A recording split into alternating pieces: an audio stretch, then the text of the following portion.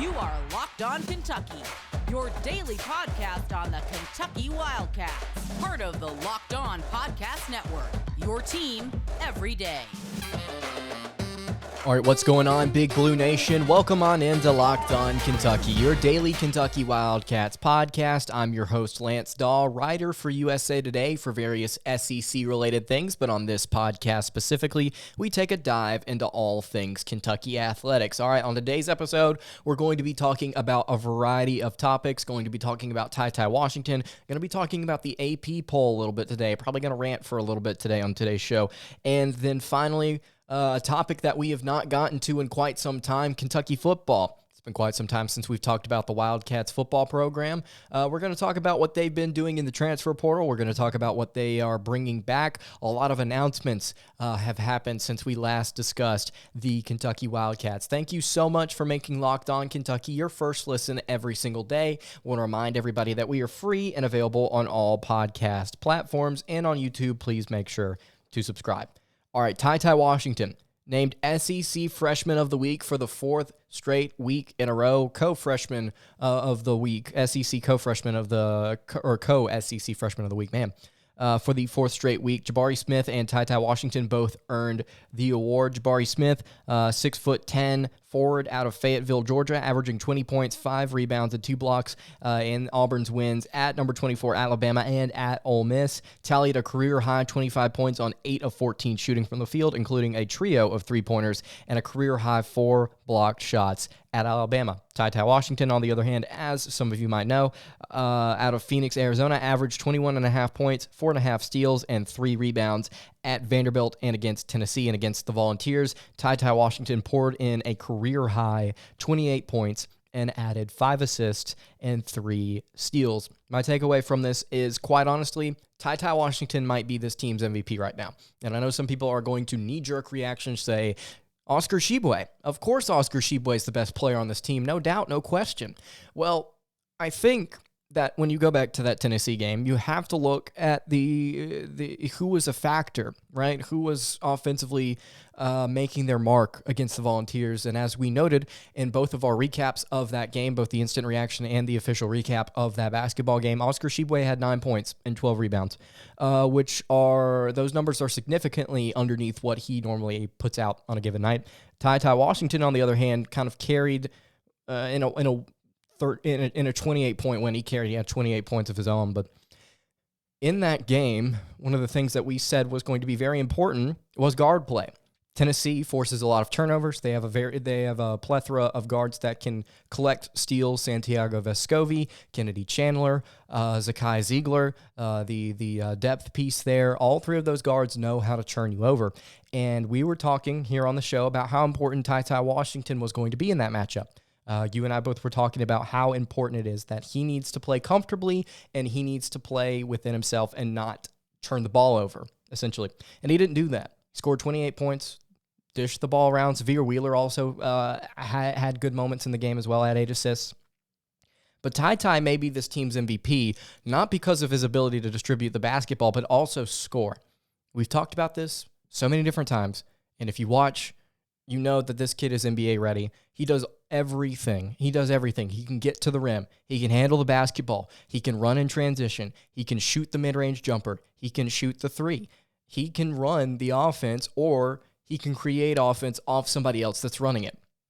He does so many different things for this team, and they're invaluable. Like he's literally, in my opinion, the most important piece on this team right now. If Tshiebwe is going to take a little bit of a back seat in SEC play as teams kind of hone in on him and focus in on what he's doing, I think TyTy is going to be able to continue to thrive. At least that's just what I think.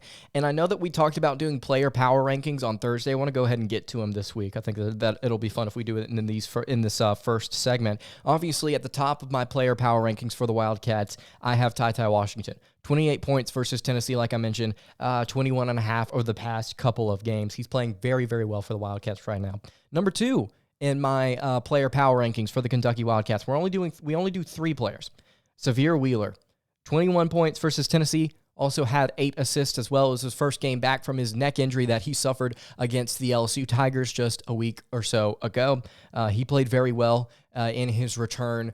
And I talked about the comparisons and in talking about the contrast between these two guards and Washington and Wheeler, how Wheeler's the better ball handler in transition. I think TyTy runs transition offense well. I just love to see what Wheeler pulls out in transition, and he did that on Saturday. Found Kellen Grady for some threes, found some things underneath the basket, played very well. Very comfortable guard play from the Wildcats against the Vols.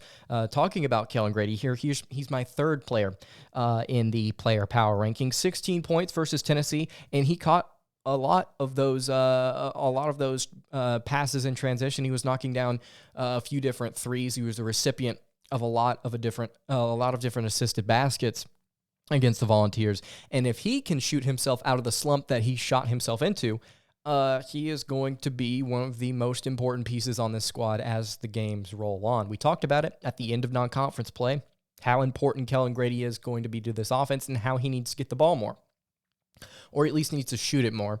I think Cal's trying to play him as much as he can, and Kellen's just got to be able to take some more shots, and he is, and he's knocking them down.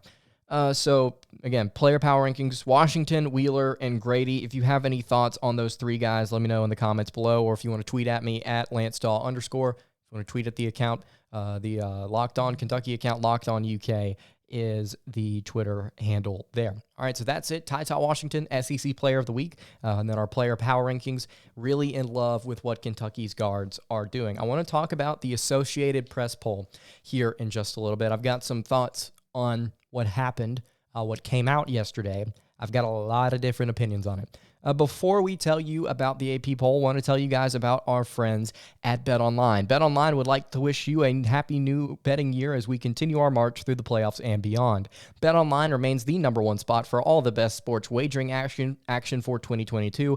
New year and a new updated desktop and mobile website for you guys to go and sign up on. You can sign up today and receive your 50% welcome bonus on your first deposit. Just use our promo code LOCKEDON and get started. From football, basketball, hockey, boxing, and UFC, right to your favorite Vegas casino games. Don't wait to take advantage of all the amazing offers available for 2022. BetOnline is the fastest and easiest way to wager on all of your favorite sports. BetOnline, where the game starts.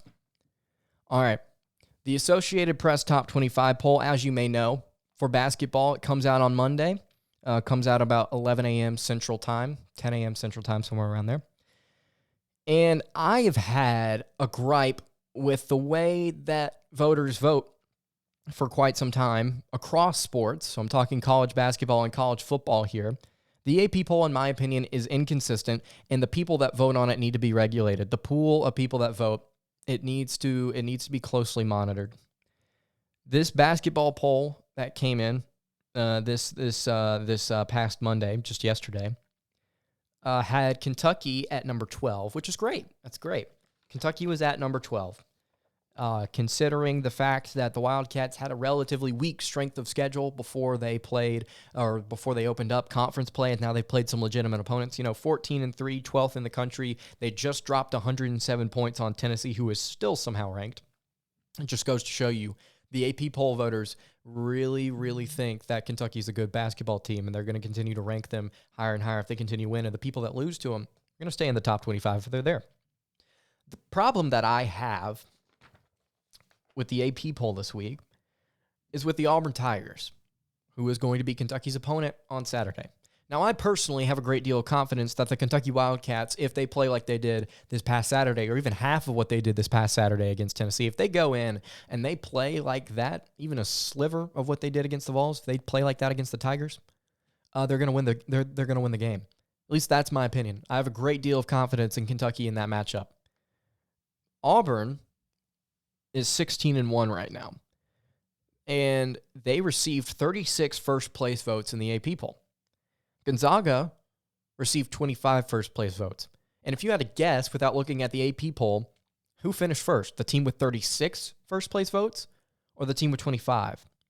Well, it was actually Gonzaga who finished first in the AP poll, and this is after numerous media outlets ranked Auburn as the best team in the country. So we're talking ESPN's Bracketology by Joe Lenardi. We're talking Andy Katz, John Rothstein, CBS Sports, Gary Parrish, many others.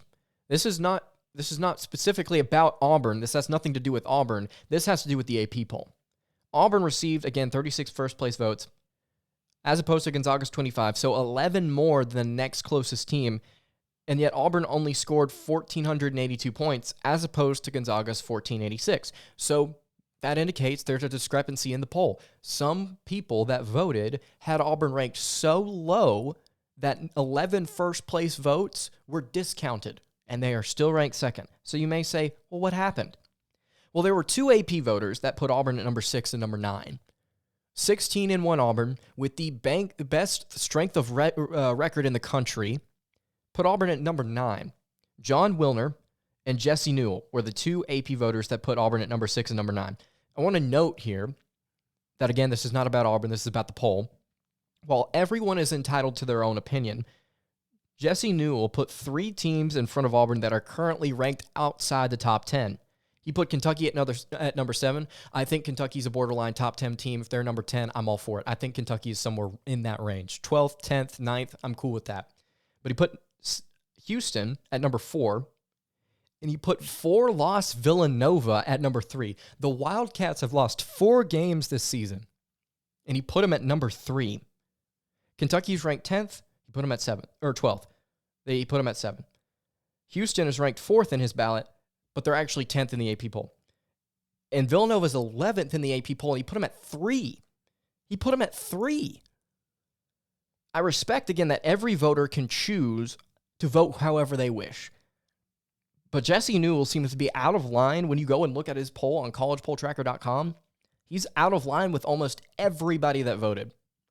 His placement of Auburn at number 9 cost the Tigers of their first ever number 1 ranking in school history.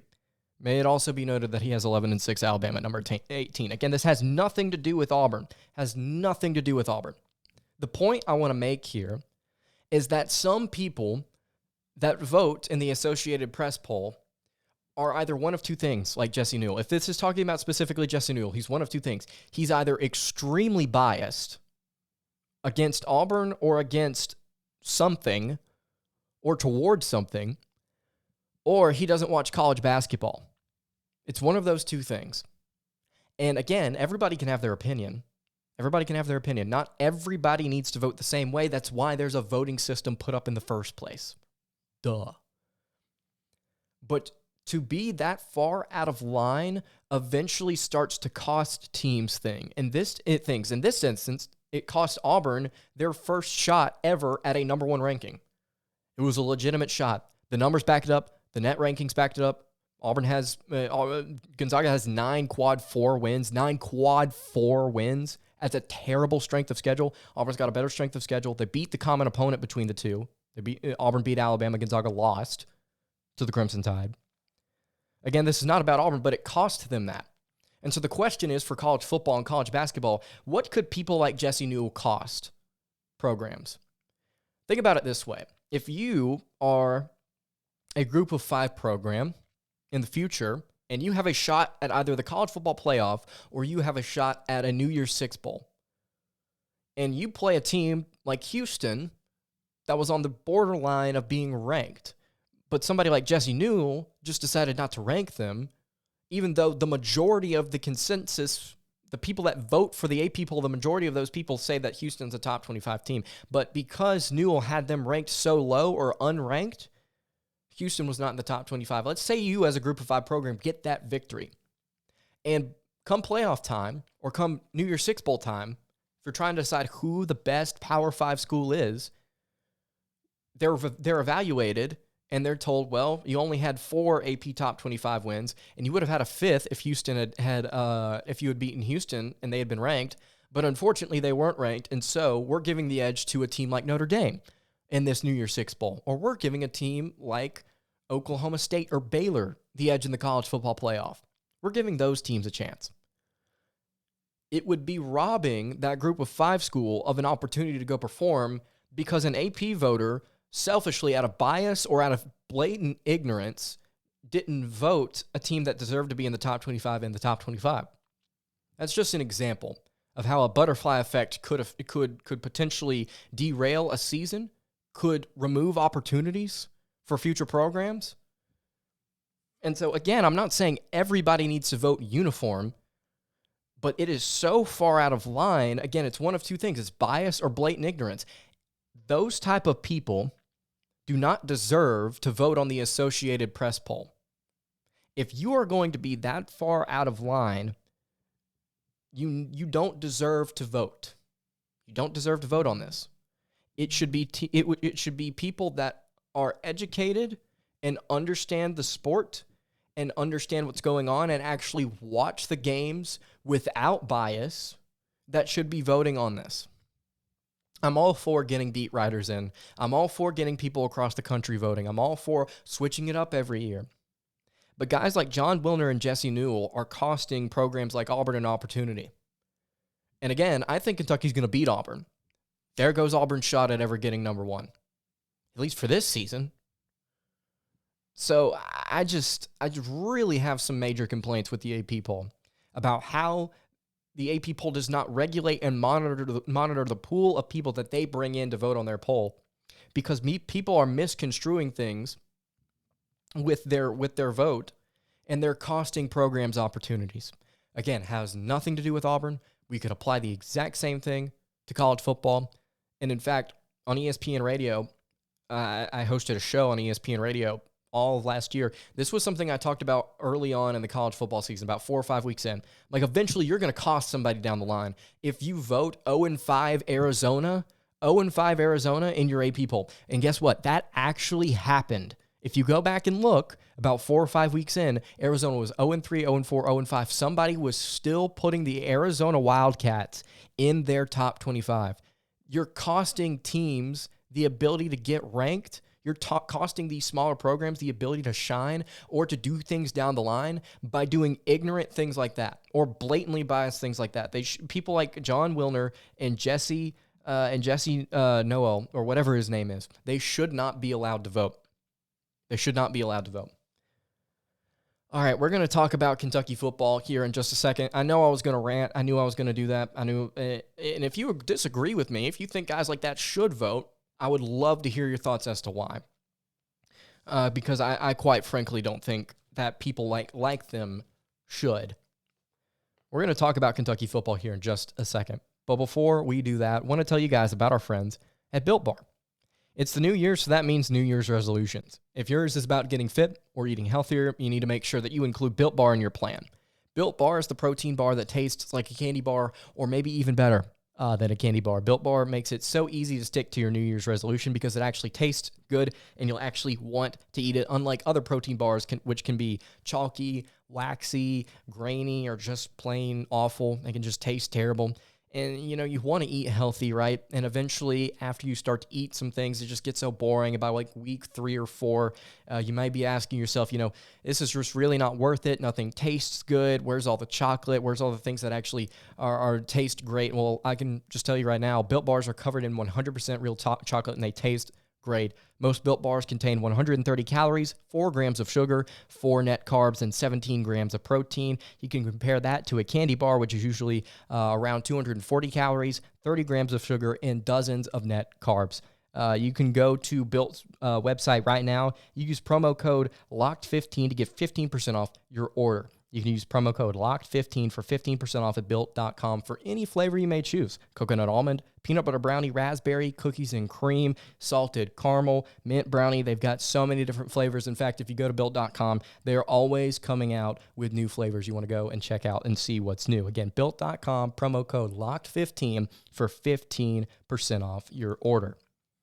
All right, wrapping up the Tuesday edition of Locked On Kentucky. Again, thank you so much for making Locked On Kentucky your first listen every single day. Kentucky football, a topic we have not discussed in quite some time on this show. They have had some transfers come into the program. They've had some transfers leave, and they've had some players on roster announce that they're coming back. So let's just go over some of the guys that are coming in and some of the guys that are returning. Quarterback Will Levis has announced that he will be coming back to the program. This was a while ago, but I want to talk about it here for a second. Game management at the quarterback position has been a point of emphasis for me with the University of Kentucky. If they can get a game manager, they've got a solid run game, they've got a great offensive line, they can handle business and win 9 or 10 games. We saw that happen. Will Levis coming back for another year after putting up some pretty impressive numbers, all things considered, will be great for two reasons. Number one, I think as he gets more experience, he's going to cut down on his turnovers. And number two, I think he's going to continue to become a more accurate passer. While he does have that running ability, I think he is going to continue to try and work on his arm. Kentucky doesn't have a lot of receiver depth coming back, obviously with the departure of Wan'Dale Robinson and Josh Ali. But it should be interesting to see what happens. They've got some good tight ends returning. Chris Rodriguez, the running back, has a great shot to break some more records with the Wildcats. He is fantastic for this offense because you can't just win with a game manager at quarterback alone. Like I mentioned, you got to have a good running game, as Kentucky normally does, and you got to have a solid offensive line. Edge player Jordan Wright, he's going to be coming back. That's huge for the defensive line. And then two linebackers that I absolutely love, Jaquez Jones and DeAndre Square. Those two guys are going to be coming back. Absolutely huge for this defense. If you want to have an average to slightly underneath average offense that is physical and runs the ball and is relatively slow-paced or average-paced, having a great defense to back it up is fantastic, especially if you're going to make a run at winning the SEC East, which I believe is in the realm of possibility this year. Tayshawn Manning, Darian Henry-Young, and Tavion Robinson have all transferred into the University of Kentucky. Tayshawn Manning, an Auburn offensive lineman, was in and out of starting with the Tigers during his time. I believe he had a couple of injuries he was dealing with. Darian Henry-Young, a defensive lineman from Ohio State, again, shoring up that defensive front for the Wildcats. And then Tavion Robinson. Guys, we got another Robinson receiver. We got another 2 years in a row. He's probably going to crack 1,000 yards, probably going to have 1 million receptions as well.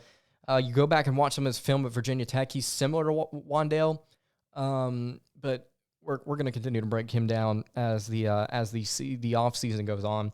He's going to be a very interesting piece to watch in a receiver room that does not have, like I mentioned earlier, not a lot of depth.